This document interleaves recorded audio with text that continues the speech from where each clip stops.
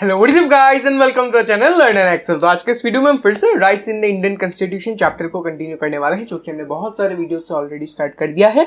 तो हमने already fundamental rights का जो सेकंड अपना फंडामेंटल राइट है, that is the right to freedom, वो हमने स्टार्ट कर दिया है।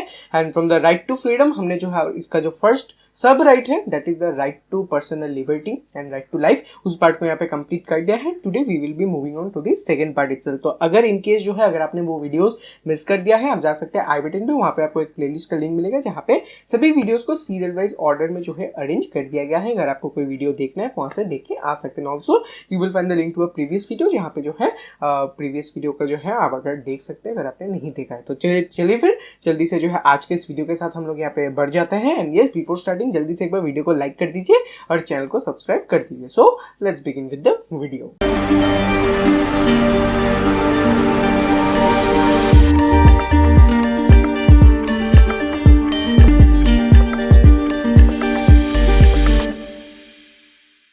तो चलिए फिर बढ़ जाते हैं हम अपने टॉपिक की तरफ जल्दी से और देरी ना करके। So fundamental rights is our part. हम यहाँ पे राइट टू फ्रीडम को यहाँ पे डिस्कस कर रहे थे और फिर राइट टू फ्रीडम के अंदर जो है यहाँ पे जितने भी पार्ट्स थे उनके बारे में हमने यहाँ पे डिस्कशन किया था। तो ऑब्वियसली यहाँ पे आपको फर्स्ट तो right to life and personal liberty देखने को मिला था, वो था राइट टू लाइफ, ये है पर्सनल लिबर्टी, ये सब कंप्लीट हो चुका है। फिर हमने प्रीवियस वीडियो में एक्सेप्शन जो है राइट टू पर्सनल लिबर्टी का, वो हमने यहाँ पे डिस्कस कर लिया है, that is the concept of preventive detention. Preventive detention का ये जो कंसेप्ट है इसको भी हमने यहाँ पे प्रीवियस वीडियो में डिस्कस कर लिया है। All right, we had discussed that one is all right.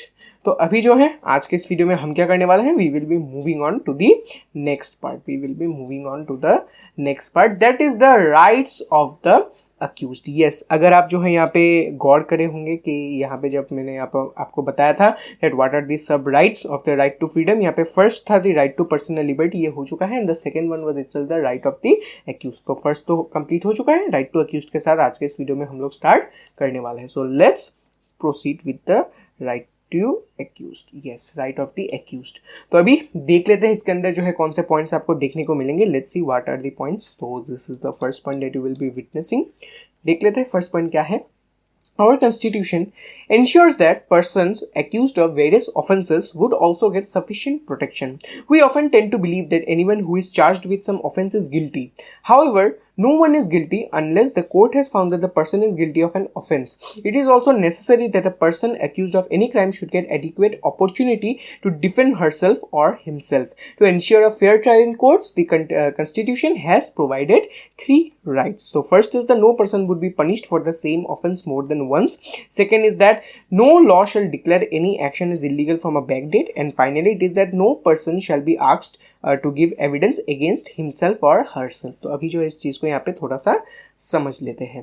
तो राइट ऑफ द अक्यूज्ड के अंदर आपको क्या देखने को मिलता है, what do we witness in the right of the accused. Right of the accused, right of the accused.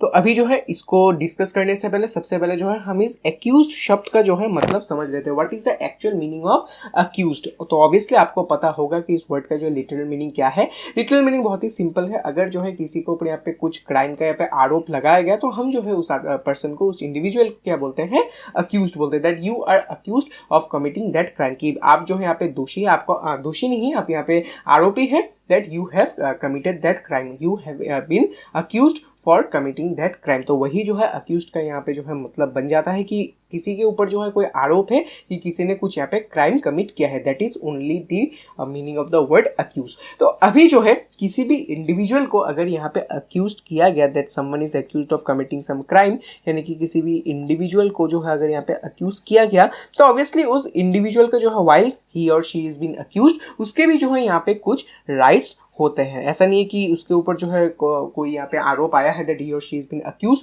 तो उसका जो यहाँ पे कोई भी राइट्स यहाँ पे अवेलेबल नहीं होंगे, ऐसा जो है कुछ बात नहीं है।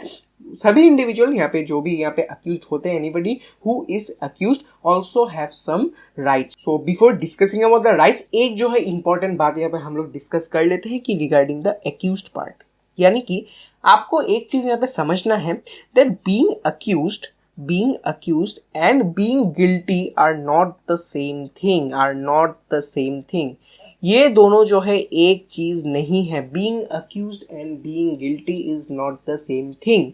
अक्यूज्ड का मतलब क्या है, आपके ऊपर आरोप है कि आपने ये क्राइम कमिट किया है, that you are been accuse, आपके ऊपर शक है, आपके ऊपर ये आरोप लगाया गया है कि आपने ये क्राइम कमिट किया है, लेकिन यहाँ पे अभी भी ये चीज प्रूव नहीं हुआ है कि आपने ही ये क्राइम यहाँ पे कमिट किया है। Yes, there is a possibility that you might have committed the crime, that someone have accused you for committing the crime, but it does not mean that you have necessarily found guilty. यानी कि ऐसा कोई necessity नहीं है कि आपके ऊपर आरोप लगा है, इसका मतलब ये नहीं है कि आपने जो है यहाँ पे क्राइम कमिट किया ही है। तो ऑब्वियसली ऐसा हो सकता है कि आपने क्राइम कमिट नहीं किया है, लेकिन फिर भी किसी ने आपको यहाँ पे अक्यूज किया है, किसी ने जो है आपके ऊपर यहाँ पे आरोप लगाया है। तो वही है, there is a basic difference between accused and guilty. आपने जो है, अगर आप बॉलीवुड मूवीज देखते हैं तो आपको जो है डिफरेंट मूवीज में जो है ऐसा कोई डायलॉग देखने को मिला होगा कि जब तक जो है आरोप सिद्ध नहीं हो जाता तब तक आरोपी यहाँ पे निर्दोष रहता है। यहाँ पे अगर हम इंग्लिश ट्रांसलेशन करें तो मतलब वही है कि until and unless any crime has been proved here, that anything has been proved here that he or she has committed the particular crime itself, until that point he or she, that the individual is very much not guilty। यानी कि अगर जो है ये चीज prove नहीं होता है कि जब तक ये चीज प्रूव नहीं होता है कि किसी ने कोई क्राइम यहाँ पे कमिट किया है, उस टाइम तक until then that particular individual is not guilty, वो जो है यहाँ पे गिल्टी नहीं है, वो यहाँ पे निर्दोष होता है until and unless ये बात प्रूफ हो जाए कि उसने जो है यहाँ पे ये क्राइम कमिट किया है। तो यही जो है बेसिक डिफरेंस है between being accused and being guilty. Accuse का मतलब किसी ने जो है आपके ऊपर यहाँ पे आरोप लगाया है, और बीइंग गिल्टी का मतलब क्या है, आपको जो यहाँ पे फाउंड गिल्टी बताया गया है, यानी कि जो है आप यहाँ पे फाउंड हो गए कि that yes you have committed the crime, that means you are guilty. लेकिन being accuse does not mean that you have committed the crime, necessarily you have committed the crime। तो there is a basic difference। तो ये चीज जो है आप एकदम दिमाग में रखिएगा कि जो है अगर आप अक्यूज किए गए does not mean that you are guilty itself। तो इसीलिए जो है अगर हम यहाँ पे नॉर्मल कंसेंसस की बात करें, अगर हम जनरल बात करें,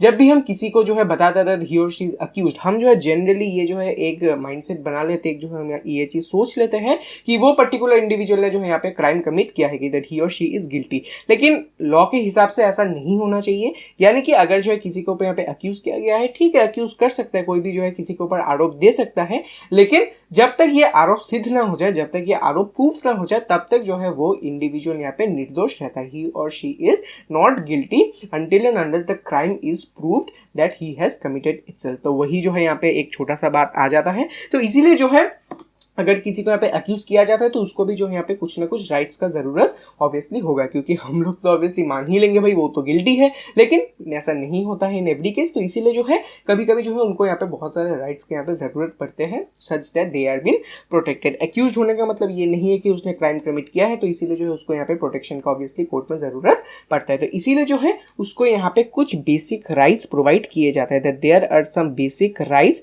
that are been provided to him. कुछ जो है यहाँ पे बेसिक राइट्स उनको प्रोवाइड कर दिया जाता है। तो कौन से है वो राइट्स, तो यहाँ पे एक चीज देख लेते हैं एक बार वो चीज कि what are the actual rights that are been provided. तो राइट्स तो सबसे पहला यही है that no person would be punished for the same offence more than once, no law shall declare any action as illegal from a back date, and finally no person shall be asked to give evidence against himself और herself. तो सबसे पहला right क्या है, अगर जो है आपने एक बार कोई क्राइम कमिट किया है और आपको जो है उसके लिए पनिशमेंट भी मिल गया है, लेट्स से आपने कोई यहाँ पे थेफ्ट किया है, let's say you have committed some sort of a theft, तो according to the crime that you have commit, accordingly जो है लेट्स से आपको यहाँ पे पनिशमेंट भी मिल चुका है, that you have been punished accordingly.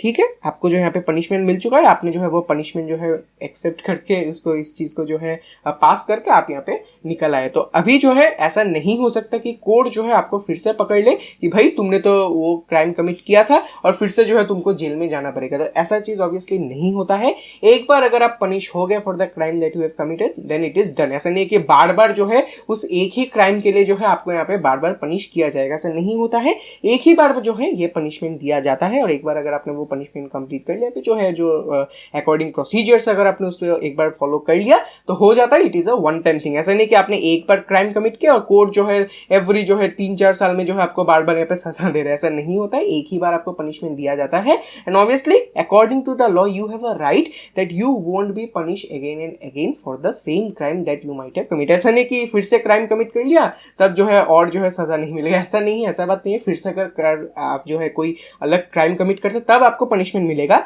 लेकिन उसी सेम क्राइम के लिए बार बार जो है आपको पनिशमेंट नहीं मिलेगा। तो इस चीज को जो है थोड़ा सा समझ लीजिए। तो सेकंड पॉइंट क्या है, ये तो हो गया फर्स्ट पॉइंट कि एक ही क्राइम के लिए आपको जो है एक ही बार जो यहाँ पे पनिश किया जाएगा।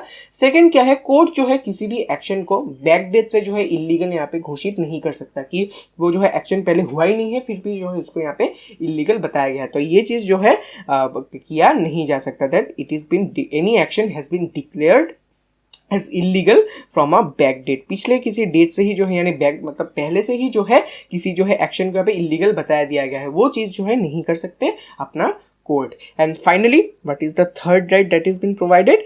थर्ड राइट यही है कि जो है किसी को भी बताया नहीं जा सकता कि आप जो है अपने खिलाफ यहाँ पे गवाही थे, नहीं, ऐसा नहीं हो सकता। Let's say you are been accused of committing some crime, तो कोर्ट ने बोला भाई तुम प्रूफ करो कि तुमने ही जो है ये क्राइम कमिट किया है, ऐसा जो है कोर्ट नहीं बोल सकता। That someone is been asked to give evidence against himself only, यानी कि लेट्स आपने यहाँ पे कोई क्राइम कमिट किया है, कोर्ट जो है आपको ये चीज नहीं बोल सकता कि आप जो है प्रूफ कीजिए कि आपने जो है ये क्राइम कमिट किया है, ऐसा नहीं कर सकता अपना कोर्ट। तो ये जो है एक राइट है कि court can not ask someone to give evidence against himself or herself, give evidence against himself or herself, himself or herself, yes, ये हो जाता है द थर्ड राइट। तो इसी के साथ हो जाता है the right of the accuse. यही जो है तीन यहाँ पे छोटे छोटे राइट्स हैं जो कि दिए जाते हैं। एक बार मैं जो है आपके लिए सम अप कर देता हूँ। तो सबसे पहला बात तो यही आ जाता है, किसी को अगर अक्यूज किया गया उसके भी यहाँ पे कुछ बेसिक राइट होते हैं। क्यों होते हैं? क्योंकि एक जो है यहाँ पे बेसिक डिफरेंस होता है between someone is been accused and someone is guilty. तो ऑब्वियसली हम जो है जनरली ये चीज मान लेते कि अगर जो है किसी को अक्यूज किया गया, हम मान लेते कि वो जो है गिल्टी है, कि उसने ही जो ये क्राइम जो है कमिट नहीं किया है। लेकिन केस ऐसे जो है बहुत सारे केसेस है जहाँ पे ये चीज़ जो है बिल्कुल भी यहाँ पे स्टैंड आउट नहीं करता है और ये चीज़ गलत होता है कि किसी को ठीक है किसी के ऊपर आरोप दिया गया है लेकिन वो जो है यहाँ पे ओरिजिनली यहाँ पे निर्दोष है, उसने जो है क्राइम कमिट नहीं किया है, फिर भी जो है उसके ऊपर यहाँ पे आरोप दिया गया है। तो इसीलिए हम जो है कभी कभी सोच लेते हैं that someone is been accused that he is also guilty. तो ऐसा जो है कभी कभी नहीं होता है। There is a basic difference between being accused and being guilty. तो obviously because of this mindset only that we consider someone as guilty even when he is accused, तो इसीलिए जो है इसी accused person को कुछ ना कुछ यहाँ पे राइट प्रोवाइड किया जाता है। तो वो जो है कौन से तीन राइट है वो अपने पास यहाँ पे दिए गए हैं। तो first right is that you won't be punished for the same offence more than once, यानी कि एक बार अगर आपने यहाँ पे कुछ क्राइम कमिट कर लिया, आपको पनिशमेंट मिल गया, तो उसी सेम क्राइम के लिए जो है आपको बार बार पनिशमेंट यहाँ पे अपना कोर्ट नहीं दे सकते। ये एक वन टाइम चीज है, एक बार आपने क्राइम कमिट कर लिया, एक बार पनिशमेंट मिल गया, हो गया। और अपना सेकंड राइट क्या है? तो second right is that the court can not declare any action is illegal from a back date. अपना कोर्ट जो ये नहीं बता सकता कि ये जो है एक्शन इलीगल है from a back date before even it has been committed. तो यही जो है बन जाता है अपना सेकंड राइट। थर्ड राइट क्या है? किसी इंडिविजुअल को जो है अपना कोर्ट ये नहीं बोल सकता कि आप जो है अपने खिलाफ यहाँ पे गवाही दे। तो ऑब्वियसली ये चीज जो है अपना कोर्ट नहीं कर सकता कि किसी भी इंडिविजुअल को बोल दे कि आप जो है प्रूफ कीजिए कि आपने ही यहाँ पे क्राइम कमिट किया है। That our court cannot ask the individual to provide evidence against himself or herself only। तो ये बन जाता है अपना third right. So these are itself the rights of the accused, यानी कि accused के पास जो है यही पर्टिकुलर राइट्स अवेलेबल होते हैं। तो हो जाता है आज के लिए फिर इतना ही रखते हैं। इसी के साथ वीडियो को करते हैं रैप अप।